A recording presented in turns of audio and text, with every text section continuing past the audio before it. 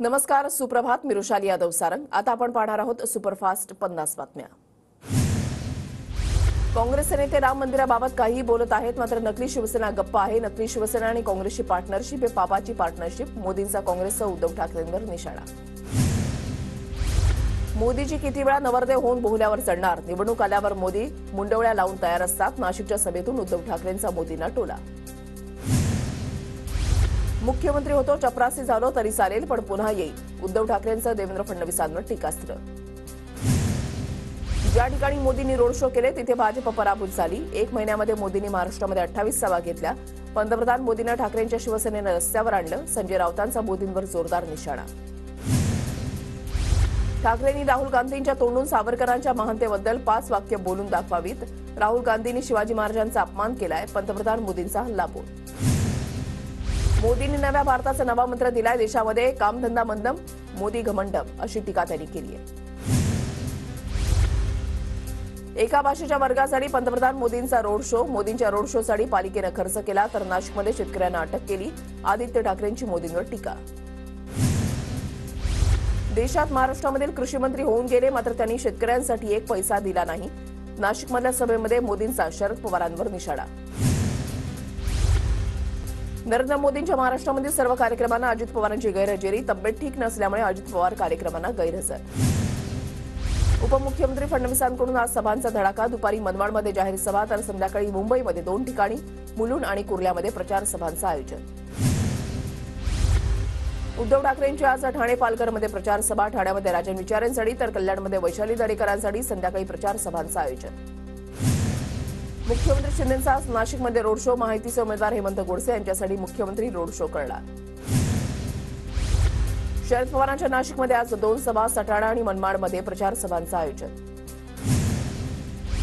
नारायण राणेंची आज मुंबईमध्ये जाहीर सभा. राहुल शेवाळेंसाठी संध्याकाळी सभेचं आयोजन. धनंजय मुंडेही उपस्थित राहणार. कल्याणमध्ये महायुतीचे उमेदवार श्रीकांत शिंदेंच्या प्रचारासाठी आज रोड शो. संध्याकाळी 5 वाजता रोड शो करत शक्तीप्रदर्शन करणार. मुख्यमंत्री शिंदे उपस्थित राहण्याची शक्यता. मोदींचा दिवसेंदिवस अहंकार वाढत गेला. 400 पारचा नारा देत मोदींनी दहशत निर्माण करण्याचा प्रयत्न केला. भास्कर जाधवांकडून मिमिक्री करत मोदींवर टीका. काम असलं की भाजपवाले लाचार होतात. फडणवीसांनी केलेल्या टीकेवर हितेंद्र ठाकूर यांचा पलटवार. मीच सर्वांना निपटून टाकणार, हितेंद्र ठाकूर यांचं वक्तव्य. मविया 32 ते 35 जागा जिंकेल असं चित्र. दिंडोरीमध्ये तुतारीला मत द्या, जयंत पाटील यांचं नागरिकांना आवाहन. 5व्या टप्प्यामधील मतदानासाठी मुख्यमंत्री एकनाथ शिंदेंकडून 3 मंत्र्यांवर मोठी जबाबदारी. शंभूराज देसाई, उदय सामंत, दीपक केसरकरांवर मुंबईतील लोकसभा मतदारसंघाची जबाबदारी. ठाण्यातील विश्वासू नगरसेवकांचाही समावेश. घाटकोपर होर्डिंग दुर्घटनेमध्ये होर्डिंग आणि पेट्रोल पंपाचा 60% ढिगारा काढण्यात यश. रेस्क्यू ऑपरेशन सुरूच. दुर्घटनेमध्ये आतापर्यंत 17 जणांचा मृत्यू. घाटकोपर होर्डिंग दुर्घटनेमधील फरार आरोपी भावेश भिडेचा मुंबई पोलिसांच्या 7 पथकांकडून शोध सुरू. भावेश भिडे होर्डिंगवर जाहिरात असलेल्या इगो मीडिया कंपनीचा संचालक. मुंबईतील मोठ्या दुर्घटनांसाठी आता पालिकेची आपत्कालीन वैद्यकीय यंत्रणा सज्ज करणार. घाटकोपर दुर्घटनेच्या पार्श्वभूमीवर अतिरिक्त आयुक्तांचा महत्त्वाचा निर्णय. अंबरनाथमध्ये होर्डिंगचं स्ट्रक्चर ऑडिट कधी होणार? छत्रपती शिवाजी महाराज चौक परिसरातील मोठमोठ्या होर्डिंगचं स्ट्रक्चरल ऑडिट कधी होणार, असा सवाल उपस्थित. नवी मुंबईतल्या अधिकृत अनधिकृत होर्डिंगची चौकशी करून कारवाई करावी. अजित पवार गटाच्या नामदेव भगत यांची मागणी. वाशिम शहरामधील मुख्य चौकामध्ये होर्डिंग्स नगर परिषदेनं हटवले. घाटकोपर इथल्या होर्डिंग दुर्घटनेनंतर वाशिम नगर परिषदेची कारवाई. राज्यामध्ये 4000 पात्र उमेदवार शिक्षकपदी रुजू. केंद्रीय निवडणूक आयोगाकडून मतदान झालेल्या जिल्ह्यांमध्ये शिक्षक भरतीला परवानगी. मुंबई पुणे महामार्गावर ITMS यंत्रणेमुळे महामार्गावरील वाहतूक सुरळीत होण्यास मदत होणार. जूनपासून मुंबई पुणे प्रवास अधिक सुरक्षित होणार. महाराष्ट्र लोकसेवा आयोगातर्फे घेण्यात आलेल्या दिवाणी न्यायाधीश पूर्व परीक्षेचा निकाल जाहीर. पूर्व परीक्षेमध्ये 411 उमेदवार पात्र.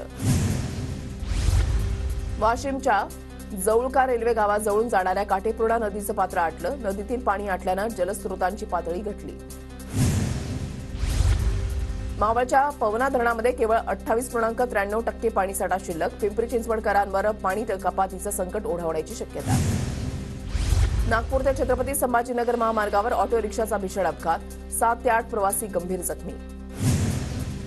महाराष्ट्रामध्ये यंदा 10 जूनपर्यंत मान्सूनचं आगमन होण्याचा अंदाज. मागील वर्षीच्या तुलनेमध्ये देशात आणि राज्यात मान्सून लवकर सक्रिय होण्याची चिन्ह. नागपूर प्रादेशिक हवामान विभागाचे संचालक मोहन शाहू यांची TV9 मराठीला माहिती. राज्यातील काही जिल्ह्यांमध्ये वादळी वाऱ्यासह जोरदार पावसाचा अंदाज. तर पुणे, अहमदनगर आणि नाशिकमध्ये गारपिटीची शक्यता. परभणी जिल्ह्यामध्ये अवकाळी पावसामुळे केळीचं नुकसान. केळी उत्पादक शेतकरी आर्थिक संकटात. धुळे तालुक्यामधल्या दिवाणमाळा परिसरामध्ये पाणी टंचाई. पाण्यासाठी नागरिकांची तारांबळ. दौंडमध्ये आजपासून शनिवारपर्यंत पाणीपुरवठा बंद. जुन्या मुख्य जलवाहिनीची डागडुजी सुरू. नागरिकांनी पाण्याचा अपव्यय टाळावा, प्रशासनाचं आवाहन. सोलापूरच्या करमाळ्यामध्ये वादळी वाऱ्यामुळे केळी बागांचं नुकसान. पंचनामे करून नुकसान भरपाई देण्याची शेतकऱ्यांची मागणी. येवल्यामध्ये सलग दुसऱ्या दिवशी वादळी पावसाची हजेरी. अनेक ठिकाणी झाडांची पडझड. गाळ्यांचे पत्र उडाल्यानं नागरिकांचं मोठं नुकसान. नंदुरबारमध्ये वादळी वाऱ्यासह पावसाची हजेरी. शेती पिकांचं मोठं नुकसान. नांदेड जिल्ह्यामध्ये अवकाळी पावसामुळे भाजीपाल्यासह पिकांचं मोठं नुकसान. शासनानं तत्काळ मदत देण्याची शेतकऱ्यांची मागणी. मुंबई आणि पुण्यातून बुलडाण्याच्या बालेश्वरपर्यंत उन्हाळी विशेष रेल्वे धावणार. मलकापूरमध्ये थांबा मिळाल्यानं जिल्ह्यातील प्रवाशांना दिलासा. अवैध शिकार आणि वन्य प्राण्यांच्या अवयवांच्या व्यापाराला आळा घालण्यासाठी सायबर सेलची स्थापना. सह्याद्री व्याघ्र प्रकल्पाअंतर्गत सुरू करण्यात आलं होतं सायबर सेल. साताऱ्यामधल्या कराडमध्ये सराईत दुचाकी चोराला पोलिसांकडून बेड्या. चोरट्यांकडून 15 लाख रुपये किमतीच्या 17 दुचाकी जप्त. पुणे जिल्ह्यामध्ये आचारसंहिता भंगाच्या धडाधड तक्रारी. सी विजिल अॅपच्या माध्यमातून 1500 तक्रारींवर कार्यवाही. बीडमध्ये जिजाऊ मल्टीस्टेट घोटाळ्यामध्ये आरोपी न करण्यासाठी मागितली 1 कोटींची लाच. आर्थिक गुन्हे शाखेच्या पोलीस निरीक्षकासह 3 गुन्हा दाखल. पोलीस निरीक्षक आणि हवालदार फरार. बीडमधली बातमी. घोटाळ्यामध्ये आरोपी न करण्यासाठी 1 कोटींची लाच मागण्यात आल्याचा धक्कादायक प्रकार घडलेला आहे आणि या प्रकरणी गुन्हा दाखलही करण्यात आलेला आहे.